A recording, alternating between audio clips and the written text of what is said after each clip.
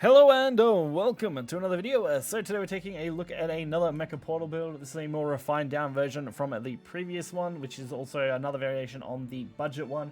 This time we're just running a single Orchis in this slot. I would recommend running two personally. I currently only have one, unfortunately. But Orchis is such a powerhouse of a card on her own. Just playing a Super Evolve and getting a massive amount of Storm damage and Bane is a huge advantage to you in pretty much any Portal deck at this point. It's just a phenomenal card. If I was going to run two of it, I would probably drop Rukita down to two, probably, honestly. Probably down to two.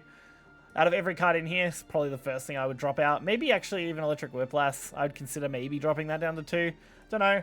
But I would definitely just find a slot with some of the weaker generation cards, honestly. And that's how I would do it, just to get the extra Orchis in the deck. Otherwise, this deck does run pretty hot. Can have some ups and downs. I went on a 4-win streak and then a 3-loss streak pretty much immediately. But the 3 losses were reasonably close every time. They weren't like they were super far off. So we are going to be showcasing this deck now. So hopefully stay tuned and we'll get right into it. So our first matchup here is going to be against Swordcraft. Swordcraft, very popular meta deck currently, so I'm not surprised that we're going to see plenty of that. This deck is reasonable, I would say, against Swordcraft, typically. You do still want to focus on a pretty strong early game, and unfortunately we didn't start off with a super strong early game. There's also some chance that maybe even putting an Apollo in the deck couldn't hurt, but yeah, I'm a little more iffy on that one. Because then you got to give up something. So our 2-drop here is just going to be Stream of Life. We're just going to kill the Quick Blader. You want to limit as much of that early damage as you can. Try and focus on getting like an Ancient Cannon early is always going to be huge. Otherwise, you're just playing your Gammas. Gammas will typically cause them to just concede, which I believe is how you'll see this match turn out, which is why it's one of the first matches I wanted to use. As just being able to drop a Gamma on curve does just shut out your opponent's plays. Like, they will go wide, and then they'll realize, oh, now I've got to play around Gamma back to back to back, and they just don't want to do that a lot of the time. Swordcraft is pretty brutal when you see Gamma dropped. So they try and go a little wide here. Not really any issue to me. I'm just going to kind of play around it. They basically just set them up to get Gamma'd at this point. And we have the perfect Ancient Cannon here as well, so we just managed to gear them off, trade them off. And we just manage perfect gear combo. We make a Gamma. And then we just make an extra card as well. And since we have Doomrite Resurgence, we have 2 of those. We have a Ralmir. Like, we have enough to clear board basically 3 turns in a row without too much hassle. So I end up just Doomrite Resurgencing here. We summon that. We get the Striker just because it's the only other artifact we have in hand. We completely clear. And I believe they just immediately concede the start of the next turn. Which, I mean, fair, I would too if I saw a Gamma like that. Now to get into a bit of a longer game, typically, this is Havencraft's match. Havencraft is actually one of the few decks which, as I've shown with the Fatigue Haven, has an extremely good matchup into Portal typically. I think when I'm playing Fatigue Haven, I'm something like 11-5 against Portal, which is very good still. Like, it's well over the 50% win rate sort of range that you want to be at. It's like closer to like a 75%, I think, which is very good. So this starting hand wasn't too crazy. We just start with some gear plays. Turns out alright. We end up getting something to actually play on too, even though it's not a full use of our turn 2. We have the Sylvia, we have the Kitty Cannoneer, Miriam, like lots of good cards. We end up drawing the Doomrite as well, which makes our curve pretty much perfect from here on. Like next turn, we could pretty happily Runica. We could play pretty much whatever we want. We could even just Miriam, which is fine. So I end up doing the fusions here, since we do need to free up a little bit of space. We drop the Runica. I don't decide to do anything with it, really. We're just going to kind of send it, go face, get that damage we need early. Since that is where it's going to be the most struggling time. This is more of an Amulet Haven deck, though, considering they were playing the Falcon. You don't see the birds often in Fatigue, so we're more likely to see them in that. Unfortunately, they do then drop the Priest, but that does make them very susceptible to me just Gammaing their board here. Which, not exactly what I wanted to have to do. I actually would have preferred to not have to Gamma and get the damage instead, but setting up Gamma to get a full wipe and leaving up a 4-6 and a 4-4 that's threatening board clear, or a 5-3, sorry, that threatens board clear. I forgot Gamma's not a 4-4 stat line. Is more than enough to really threaten their board state, force them into having to play more removal cards on me. And they end up just going for the double Apollo, which, I mean, works, but damn. They really committed both Apollos to this board. Plus an Evo point as well.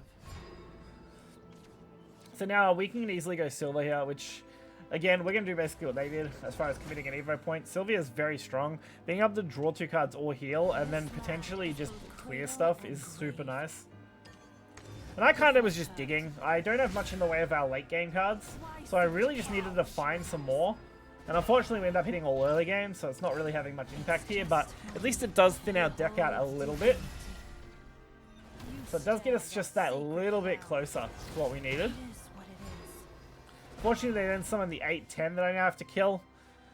But Stream of Life plus Iron actually does clear it. It's not the best clear in the world, but it does do the job pretty well here. And then we just fuse off because we need to free up again more hand space. And it does set Realmir up pretty nicely with 3 artifacts as well, so it's definitely not the worst play in the world to do this. So I go for the Miriam as well, again, setting up even more. I end up committing to the double Ominous Beta, because why not? Ominous Artifact Beta is very strong. And since we're already going to be Realming anyway, we may as well. Plus we have Gamma, so we have got board clear too. And that works out really nicely. Unfortunately, the Realmir summons in order of how they appear here, so it will summon the Gamma first, then the Beta, which is super unfortunate no matter how you select them. I would have preferred to summon both Betas there instead and just hit them for the extra damage, but I mean, they did concede off this anyway, so it doesn't really end up mattering. And finally, we'll show off some Portal versus Portal. Why not? Portal is extremely popular and probably one of the most versatile decks we have currently, so I'm not surprised that we're going to see that on letter either. We start off with a pretty good hand, actually so good that I don't mulligan anything. Having nice early 1-drops along with a Kitty Cannon follow-up is quite nice for our early game hand.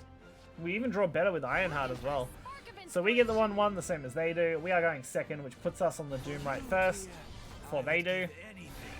They're not going for the puppet play, which is more than acceptable. Then we end up drawing the Realmir, so we do have our late game kind of set up. That's what we want to see. We just need to get ready because our turn 4 play is up and coming.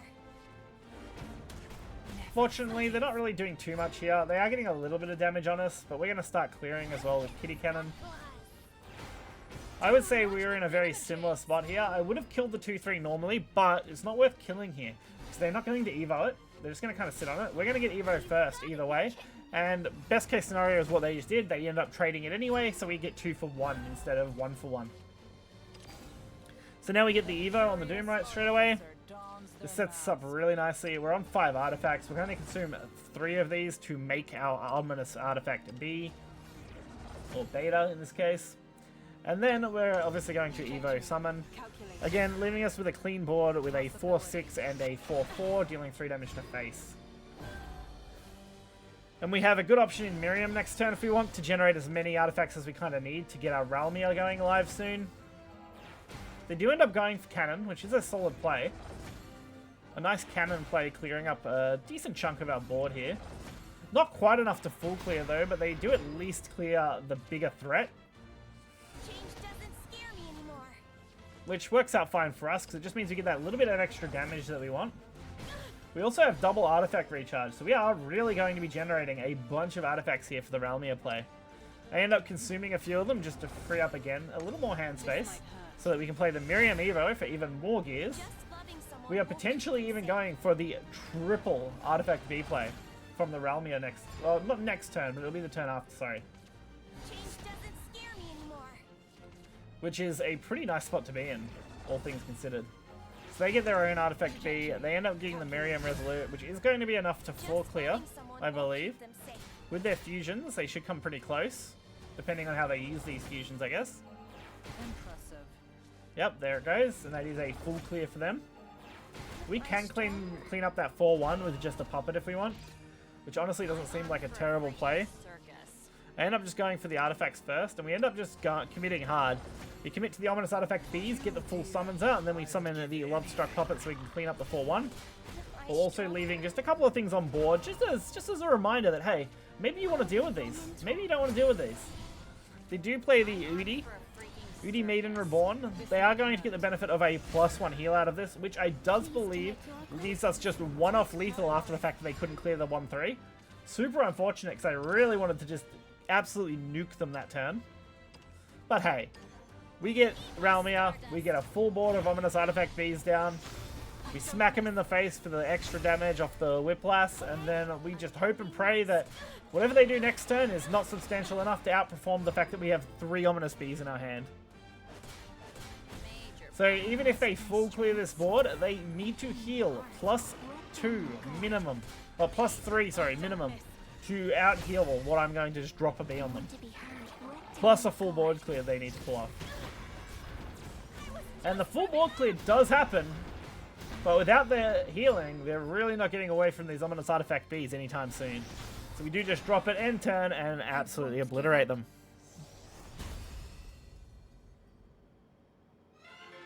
So that does round out this deck. Again, the only real change I would make is including probably one more Orchis instead. I think that would be better. Dropping something like Runica or Whiplash or something in that kind of category of card where you could fit the Orchis in. But otherwise, this deck performs pretty well, I would say, overall. I do want to play a fair bit more with it just to kind of get more familiarized with it and see how it performs in the overall, because at this stage, I've probably only done 10-ish games or so with the deck, and I really should get more data before I consider, you know, investing too much more time. But I think overall, looking at the stats of people playing these decks, this deck is extremely strong and reasonably affordable compared to most decks running 12+ legendaries, so not on the worst side as far as that goes. So if you did enjoy the video, be sure to hit the like button, subscribe for more content, and until next time, guys, I'll see you then.